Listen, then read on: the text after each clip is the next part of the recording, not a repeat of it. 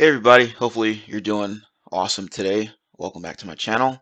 Before we get into it, hit that subscribe button, hit the like button, comment below.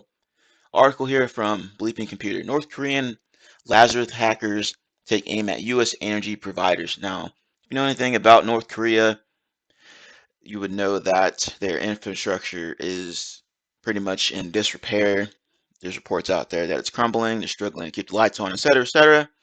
Yet they have plenty of money and resources to invest into their hackers to hack other companies, countries, what have you. Mainly the United States, hacking into United States companies in order to conduct espionage activity, like steal trade secrets, possibly, or possibly other malicious activities. And Lazarus is a known nation-state hacking group from North Korea. The North Korean APT group Lazarus APT-38 is exploiting VMware Horizon servers to access the corporate networks of energy providers in the United States, Canada, and Japan. Now, VMware Horizon, that is a VDI, virtual desktop infrastructure type of environment or solution. And what that is basically allows administrators to automate like virtual desktops or virtual applications inside of that in order to provide various different business functions. Lazarus is a state-backed threat actor known for conducting espionage, data theft, and cryptocurrency stealing campaigns over the past decade. The threat actors are responsible for hundreds of sophisticated attacks internationally. That's another thing. They've been doing a lot in regard to the cryptocurrency stealing. They'll attack these exchanges, um, applications, etc., in order to get hold of that cryptocurrency because of all the sanctions against the North Korean government and such. So they have to find other methods of getting money to fund their activities. And this is what they do, apparently. Let's see here. According to researchers at Cisco Talos, who uncovered the latest Operation Lazarus, targeted the energy organizations between February and July 2022, leveraging public VMware Horizon exploits for initial access. From there, they use malware, such as vSingle, Yamabot, previously unknown, Rat, Magic Rat. Semantics threat hunters analyzed the same campaign in April. ASEC researches in May. However, Cisco's report goes deeper, unveils more data or details about the activity. Now, as you see here, they are exploiting known vulnerabilities. So you got to make sure you're looking in your environment and making sure you have a good patch management program, vulnerability management program in place, and you're actually following those proper policies and procedures and that proper process to get those vulnerabilities remediated so that attackers such as this or other attackers out there won't be able to exploit those known vulnerabilities because you'll have those vulnerabilities remediated. Multiple attack strategies.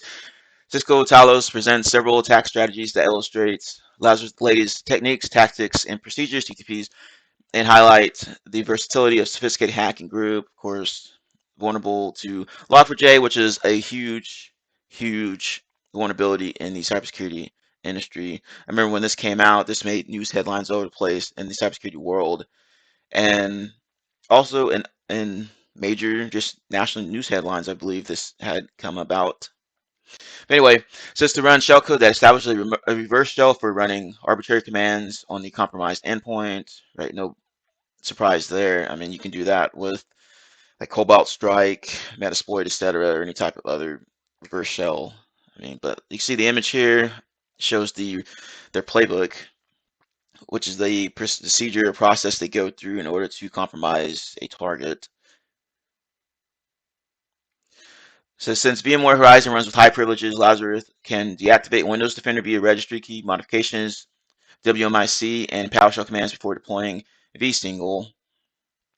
vSingle backdoor supports advanced network reconnaissance commands, right? C2 type of attack tool apparently, and it has a little chain of events that it does. vSingle loader, layer 2 shellcode, implant, etc. Reverse shell plugins. Then it activates the C2 from the vSingle implant. I've never heard of vSingle, but it sounds interesting. Let's see here. Talos published a separate report on Magic Rat yesterday detailing all the functions that previous release unseen Trojan. So you might want to check out this Magic Rat. I might check it out later and see what they have in there. Cisco Talos provides a lot of good information in their blogs and their own analysis reports that you can use to improve your environment. A lot of times they'll have like IOCs or the techniques, tactics, and procedures of these attackers and such. They do a very good analysis on stuff. Here's a little snippet here of what it does and some of the IOCs, and it's even got some of the I guess this is the MITRE attack framework type of let's see, yep, schedule tasks starting at specific time. So that maps to the MITRE attack framework. The command tells you what it does or what the command is doing, what it looks like, etc. So you can look for this in your environment, do some kind of cyber threat hunting, what have you. See, in the third intrusion case, Lazarus deploys from a bot a custom malware written in Go, featuring standard rat capabilities such as list files and directories, and process information in C2, and you can see the rest there.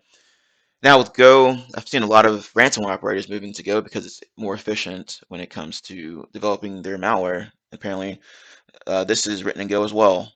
So there's no shocker there. Attackers are always constantly trying to improve their own attacker tools and their operations to make everything more efficient so they can get a better ROI when they do these types of attacks. Japanese CERT linked Yamabot with Lazarus in July 2022, highlighting its encrypted C2 communication capabilities. Lazarus attack chain diversification isn't limited to the final malware payloads, but extends to the proxy or reverse tunneling tools and credential harvesting techniques. So they deploy, of course, Mimikatz. Everybody knows what that is. If you don't know what that is, I recommend going and doing some research on that. Proc dump tools, while others they exfiltrate copies of registry hives, obtaining AD credentials, right? If you don't know what the AD hives are, I recommend doing some research on that. In one instance, the attackers tried to obtain Active Directory information on one endpoint via PowerShell commandlets. However, a day later, attackers used adfind.exe to extract similar information on the endpoint. The idea behind these variations to mix up TTPs make it attribution detection events more challenging for incident responders. And with this stuff, this can be emulated. This is usually emulated by what's called the red team. And basically the red team is a more like specialized type of, I'm going to say penetration testing type of activity. It's more focused, but basically they emulate what other APT groups are doing out there. I would suggest you go and research what red teaming is. Maybe something you'll be interested in. And you'll be doing stuff like this legally, of course. And it sounds like a lot of fun. A lot of people like the hacking stuff, penetration testing type of activity, and this might be what you're looking for. So I recommend looking into red teaming, learning how to do all that stuff. It says this diversification in attacks is illustrated in Lazarus Group's wide range of attacks, including their targeting of IT job seekers, creation of fake cryptocurrency trading apps, creation of Trojanized development tools, use of ransomware as decoys, and massive 620 million thefts of cryptocurrency theft from the Ronin Bridge. Right. Go ahead and check out this article. If you like the video, hit the like button, hit the subscribe button, comment below your thoughts and opinions on the article. I'll have the link in the description, and thank you for watching.